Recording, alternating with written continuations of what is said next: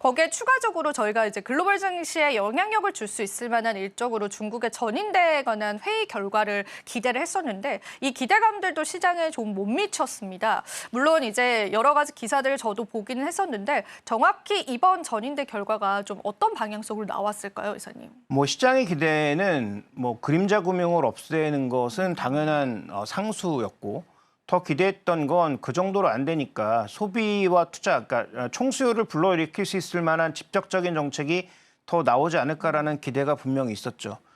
그런데 이번에 일정을 미루면서 원래 이 상무위가 11월 달 이전에 끝났어야 되는 것인데 이번에 일정을 미뤘던 것은 미 대선 결과를 보겠다는 심리가 반영된 것이고 그래서 미 대선 결과가 나오면 좀 더 강력한 대책이 나오지 않을까라고 기대했던 것인데 나왔더니 그냥 기대했던 2,000조의 부양책 말고는 아무것도 없었다라는 거죠. 근데 가만히 생각해 보시면 당연히 뭐 실망스러울 수 있는데 중국 경제의 지금 가장 큰 리스크가 뭡니까? 부동산 때문에 전체 경제가 활력을 잃은 점. 그다음에 또 한 가지 포인트는 이로 인해서 공급 과잉으로 나타나면서 미국이 중국을 밀어내기 시작하면서 제조업의 공급 과잉으로 인한 고용 둔화가 가장 큰 원인이고요. 이것이 결국 경제적으로는 소비의 둔화로 나타나고 있기 때문에 중국은 쉬인이나 테무 알리를 통해서 저가 수출을 계속 밀어낼 수밖에 없는 상황인 거죠. 근데 그 저가 물량을 또 누가 받고 있습니까? 멕시코를 통해서 미국이 받고 있거든요. 그래서 그런 이 돌아가는 순환고리들을 살펴봤을 때 이 순환고리를 끊는 순간 트럼프 같은 경우에도 지지율이 급변할 수도 있죠.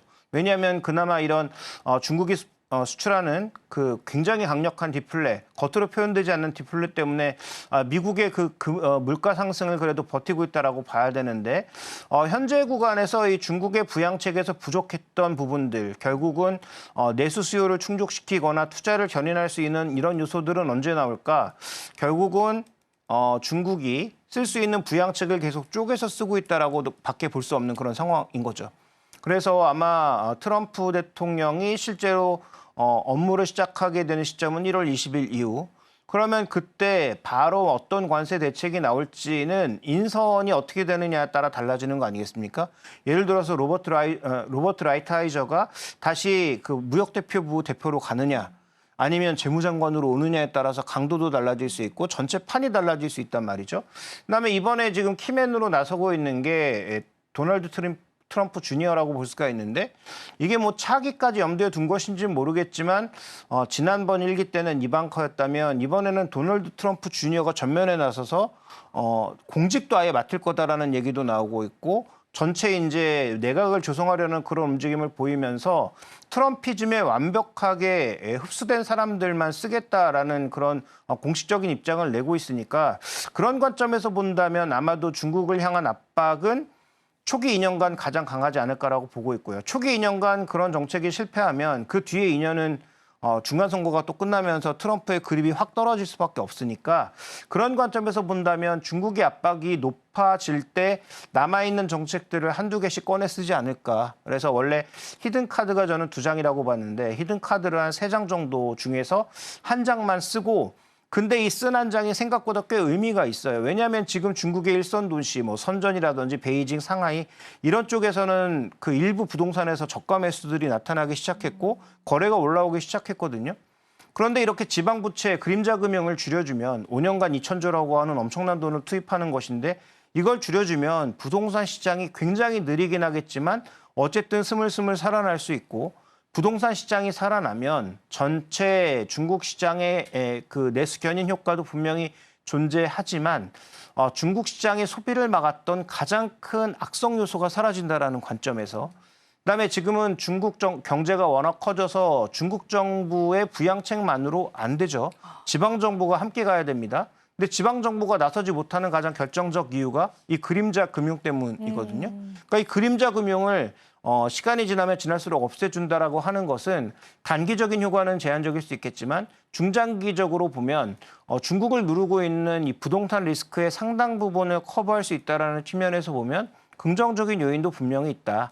특히 최근에 1선 도시, 2선 도시에서 나타나고 있는 다소 긍정적 효과들은 조금 살펴볼 필요가 있겠고 뭐 저 역시 이제 중국 비자가 없어졌으니까 조만간 상하이를 한번 갔다 올 생각인데 제가 뭐 관광을 하려고 가는 게 아니라 최근에 2선 도시, 1선 도시에 있었던 분들의 얘기를 들어보면 중국이 2019년 이후로 엄청나게 바뀌었다라는 얘기를 합니다. 그래서 저도 제 눈으로 한번 직접 보려고 한번 가고 싶은데 그래서 조만간 갈 생각인데 가서 제가 보고 싶은 건 중국 경제가 실제로 어떻게 바뀌고 있는지를 한번 제 눈으로 보고 싶은 거란 말이죠. 그래서 만약에 중국이 내부적으로 뭔가 바뀌고 있다면 한 2년 정도는 뭐 좀 고난의 행군을 하다가 그 이후에는 자신들이 원하는 방향으로 다시 경제를 끌고 나갈 수 있는 그런 기초 체력을 만드는 방향으로 접근한 것이다. 그렇게 본다면 우리가 기대했던 일시적 효과는 없었지만 아마 중장기적으로는 미국을 이기지 못하더라도 미국의 몽둥이질에 견딜 수 있는 정도의 체력을 만드는 중국의 조치가 취해진 것이 아닌가 좀 이렇게 봐야 될 것으로 저는 판단하고 있습니다. 네, 이사님께서 또 중국 경제에 관해서 자세히 설명을 해주셨는데 이사님 혹시 우리가 중국 경제를 보려면 중국 내에서 어디를 가면 잘 볼 수 있을까요? 북경을 보나요? 상하이 쪽을 보나요? 북경은 아무래도 이 정치색이 좀 강한 강하기 지역이다 때문에. 보니까 그리고 뭐 워낙 지역도 넓고 그래서 아마도 중국의 소비 경기를 가장 이제 핫한 소비 경기를 느끼기 위해선 선전이라든지 상하이 같은 일선 도시들이 좋을 것으로 보이고. 중국의 정말 민낯을 보려면 저는 한 2선 도시 정도는 가야 중국의 민낯을 볼 수 있는 게 아닌가. 왜냐하면 3선 도시나 4선 도시는 아마도 지금 뭐 회복세가 굉장히 떨어지거나 더 안 좋을 가능성이 있고요. 2선 도시 정도가 지금 보시면 뭐 유령 도시처럼 뭐 빈 건물이 많아지고 예전에 이제 지방 정부들이 뭐 채권 남발해서 뭐 100층짜리 막 세웠던 건물에 뭐 절반이 비어 있고 뭐 이런 것들이 많았기 때문에 중국의 정말 민낯을 보기 위해서는 아마도 한 2선 도시, 그러니까 1선 도시 주변에 있는 위성 도시 정도를 한번 가보시는 게 가장 중요하다라고 저는 생각을 하고 있습니다. 네, 한번 여쭤봤고요. 여기서 근데 이제 저희가 궁금해지는 거 우리 국내 증시에 미치는 영향력들일 것 같아요. 사실 지난 거래일에 뭐 정유주들, 화학주들 이렇게 좀 일제히 빠지는 모습들 보면서 중국 전인대에 관한 영향력들로 우리는 그 관련 섹터, 중국 관련 섹터를 볼 때는 어떻게 전략 좀 잡아보면 좋을까요? 근데 중국이 만약에 강력한 부양책을 내놨다고 하더라도 반등폭은 제한적이었을 거예요. 뭐 반등 시기도 제한적이었을 거고요. 그러니까 지금 중국 관련주를 보실 때 핵심 포인트는 중국이 이미 다 대체한 것들은 더 이상 중국이 부양책을 쓴다고 하더라도 효과가 제한적일 수밖에 없다. 예를 들어서 지금 뭐 석유화학 제품들 중국의 지금 내수 점유율이 뭐 적게는 한 70%, 많게는 90%까지 올라와 있거든요. 그러니까 이런 업종은 중국이 강력한 부양책을 쓴다고 해서 예전처럼 중국 매출이 늘어날 개연성이 아예 없다라고 보시는 게 맞는 것 같고요. 그래서 오늘 뭐 롯데케미칼 같은 종목군들이 이틀 연속으로 크게 충격을 받고 맞아요. 있다라고 봐야 될 것 같고 그다음에 지금 중국이 그런 상황에서도 도저히 대체가 불가능한 쪽으로 한번 살펴보자면 중국의 지금 그 하이엔드 IT 부품들 같은 경우에는 아예 TSMC가 7나노 이하는 지금 끊겠다라고 공식적으로 맞아요. 오늘 공언을 이야기가 하고 떴죠. 있죠. 네. 네, 뭐 물론 다른 나라를 통해서 또 돌려받는 건 충분히 가능한 일이지만 어쨌든 공식적인 선언을 했으니 중국으로 들어가는 물량은 제한될 수밖에 없는 상황인데 그러면 중국이 스스로 만들어내지 못하는 이런 부품들 같은 경우에는 여전히 중국이 누군가를 계속 찾아서 살 수밖에 없다는 게 되겠죠. 그러니까 뭐 HBM이라든지 아니면 뭐 적어도 7나노 이하의 그런 상위 칩들을 만드는 회사들의 매출은 중국이 그런 제품들을 계속 만드는 한 유지가 될 수 있다라는 관점에서 보셔야 될 것 같고요. 뭐 그다음에 지금 뭐 중국이 갑자기 우리나라에 비자를 연 것도 어떻게 보면 정치적으로 러시아와 북한이 가까워지니까 이것을 중간에 끊기 위해서 들어간 것이 아닌가라는 시각도 최근에 많이 나타나고 있는데 그런 시각으로 우리가 한번 생각해 본다면 전체적으로 지금 중국의 부양책에 관련돼서 움직일 수 있는 건 오히려 문화 콘텐츠 같은 쪽도 좀 더 열면서 한국과 좀 더 스킨십을 가져가려는 시도.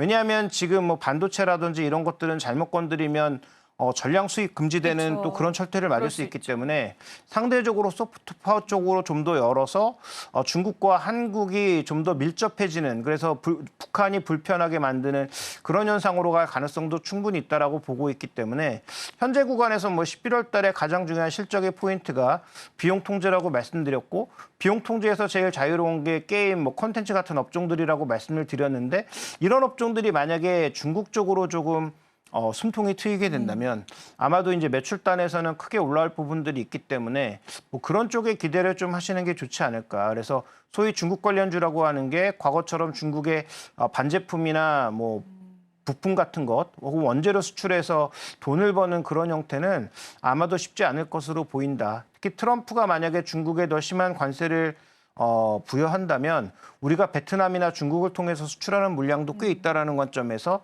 우리의 충격은 더 있을 수 있다라는 점에서 업종별로는 확실히 좀 구별해낼 필요가 있다 해서 정리해서 말씀드리면 중국의 대체 불가능한 것들 정도만 우리가 한번 찾아보는 게 저는 좋지 않을까라고 보고 있습니다. 지금 바로 구독을 눌러보세요. 실시간 경제 뉴스, 투자 전문가들의 다양한 시황과 정확한 분석, 또 알찬 투자 정보까지 신뢰할 수 있는 저희 서울경제TV와 함께하세요.